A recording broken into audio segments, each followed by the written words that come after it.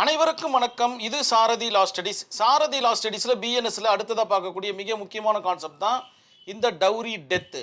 நிறைய கேள்விப்பட்டிருப்பீங்க, வரதட்சணை கொடுமை, வரதட்சணை மரணம்.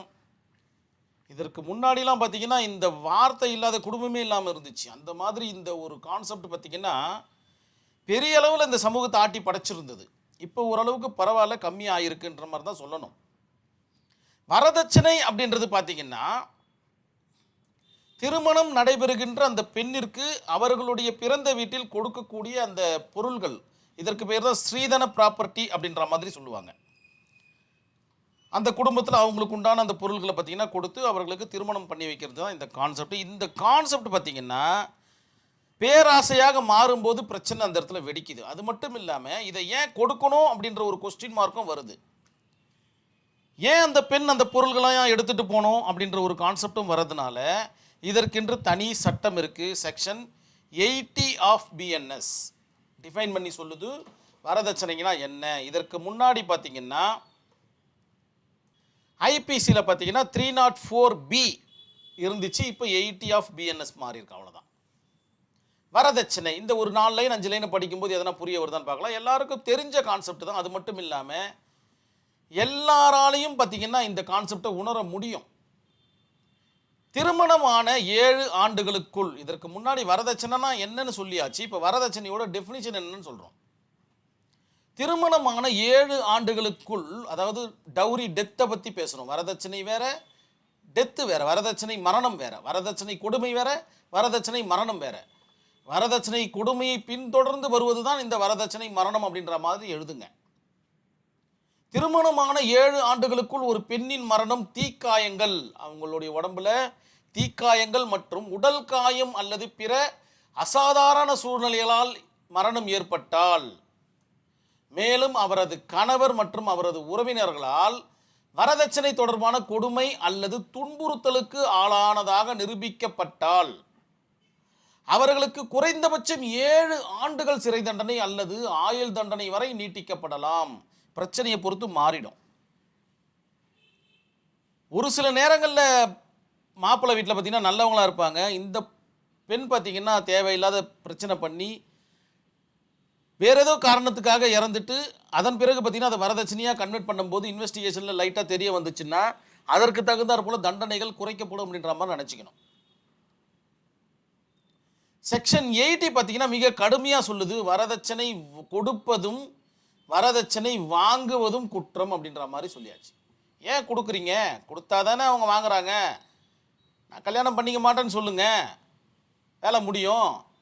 தேவையில்லாத கொடுத்துட்டு மறுபடியும் கேட்குறான்னு சொல்லிக்கிட்டு எதுக்கு இதெல்லாம் தேவையில்லாத வம்பு? சட்டம் தெளிவாக இருக்கிறது. வரதட்சணை கொடுப்பதும் வாங்குவதும் குற்றம். கேட்டாலும் கொடுக்காதீங்க. பின்ன எப்படி கல்யாணம் ஆகுன்றீங்களா?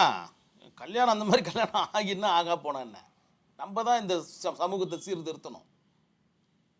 நம்மளால் மட்டும்தானே முடியும். அதுக்கப்புறம் தான் அடுத்த ஜெனரேஷனுக்கு நம்மளால் கரெக்டாக கொடுக்க முடியும். இவ்வளோ விஷயங்கள் இருக்குது. ஆனால் இப்போ பார்த்தீங்கன்னா நவுடேஸ் இப்போ டிஸ்கஸ் தான் பண்ணிகிட்ருக்கோம்.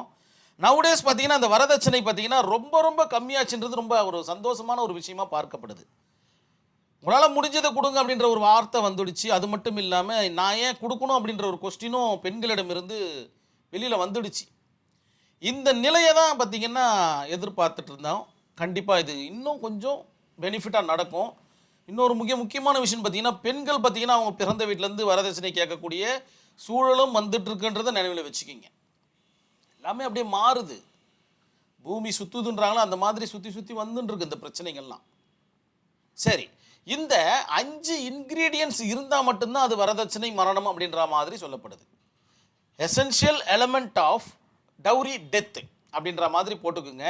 இந்த 5 இன்க்ரீடியன்ட்ஸ் கண்டிப்பாக இருந்திருக்க வேண்டும். அப்படி இருந்தால் மட்டும்தான் அந்த வழக்கு வரதட்சணை மரணமாக பதிவு செய்யப்பட்டு அவருக்கு தண்டனை வழங்கப்படும் அப்படின்ற மாதிரி சொல்லிட்டாங்க. உமன் மஸ்ட் ஹேவ் டைட், கண்டிப்பாக ஒரு பெண் இறந்திருக்க வேண்டும். இறக்காமையே இந்த செக்ஷன் 80 உபயோகப்படுத்த முடியுமான்னு கேட்டிங்கன்னா கண்டிப்பாக முடியாது. அன்நேச்சுரல் டெத்து, கண்டிப்பாக மரணம் அசாதாரண சூழலில் ஏற்பட்டிருக்க வேண்டும். கண்டிப்பாக நேச்சுரல் டெத்தாக இருக்கக்கூடாது. நோய் வந்து அல்லது மாரடைப்பு வந்து இல்லைன்னா பார்த்தீங்கன்னா இயற்கையின் கான்செப்டால் இறப்பு, இந்த மாதிரியான விஷயங்கள் இருக்கக்கூடாது. அசாதாரண சூழ்நிலையில் இருக்கணும். இறப்பு சூசைட் மாதிரி, இந்த மாதிரி வேற வாட்ட வேறு, அதை பற்றி நான் டிஸ்கஸ் பண்ண விரும்பலை நான்.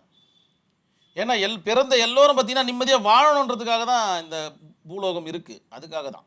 சரி, within the 7 years of marriage, 7 வருடத்திற்குள்ள அந்த மரணம் நிகழ்ந்திருக்க வேண்டும். தெளிவாக சொல்லியாச்சு, தமிழ்ல இருக்கு, இங்கிலீஷ்ல இருக்கு. ஹராஸ்ட் அண்ட் டிமாண்ட் டவுரி, கண்டிப்பாக வரதட்சணை கொடுமை இருந்திருக்க வேண்டும், அல்லது வரதட்சணை கேட்பு இருந்திருக்க வேண்டும். மாமியாரோ மாமனாரோ கணவரோ வரதட்சணை கொடுன்னு கேட்டிருக்கணும். அதே போல கொடுக்கலன்னா அவர்களை கொடுமைப்படுத்தி இருக்கணும். ஹராஸ்மெண்ட் பிஃபோர் டெத், கொடுமை மரணத்திற்கு முன் இருக்க வேண்டும். மரணத்திற்கு முன் தானே இருக்கும், அவங்க செத்துட்டதுக்கு அப்புறம் எப்படி கொடுமை இருக்கும்னு கேட்குறீங்களா? இதெல்லாம் பார்த்தீங்கன்னா இன்க்ரீடியன்ஸ், இதெல்லாம் இருந்துச்சுன்னா மட்டும்தான் அது ஒரு டவுரி டெத்தாக பார்க்கப்படும். இந்த கான்செப்டில் பார்த்தீங்கன்னா ஆனரபிள் சுப்ரீம் கோர்ட் என்ன சொல்கிறாங்கன்னா, இது ஒரு சமூக புற்றுநோய், சோசியல் எவில் மாறி உள்ளது, இதற்கு கடுமையான தண்டனை அவசியம்.